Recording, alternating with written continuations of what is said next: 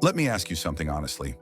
If the person you love walked away tomorrow, would your heart break or would your whole life fall apart? Because there's a difference. And most people don't realize it until it's too late. Most relationships don't end because people stop loving each other. They end because attachment slowly replaces love, and nobody notices when the shift happens. At first, it feels romantic. You want them all the time. You miss them deeply. You feel incomplete without them. And everyone says, wow, that's love. But psychology says something else. What love actually is, not what movies show. Love is not urgency. Love doesn't feel like you're constantly chasing reassurance. It doesn't make your mood depend on someone else's behavior. When you love someone, you trust without constant proof. You respect boundaries. You feel secure even when you're apart. Love feels grounded. You still have your goals. Your identity stays intact. Your happiness doesn't collapse if they're busy or distant. Love says, I choose you, but I don't disappear without you. What attachment looks like and why it feels so real. Attachment comes from fear. Fear of being alone. Fear of abandonment. Fear of not being enough. So you start needing the relationship to regulate your emotions. If they text fast, you feel calm. If they pull back, anxiety kicks in. Suddenly, your peace depends on their attention.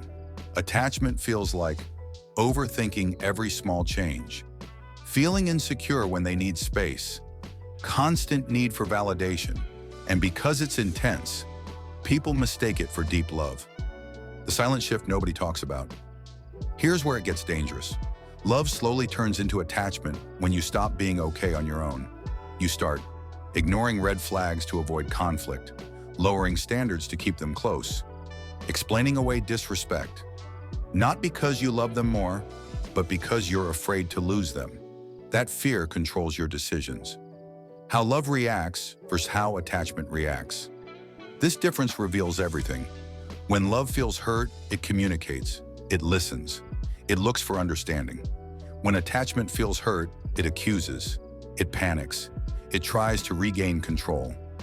Love wants connection, attachment wants certainty. Love trusts, attachment clings. Why attachment hurts so much when it ends? When love ends, you grieve the person. When attachment ends, you grieve yourself, your routine, your identity, your emotional safety. That's why some breakups feel unbearable, not because the person was perfect, but because they became your emotional foundation. And when they leave, everything collapses. Why healthy love feels boring. To some people, here's a truth nobody prepares you for.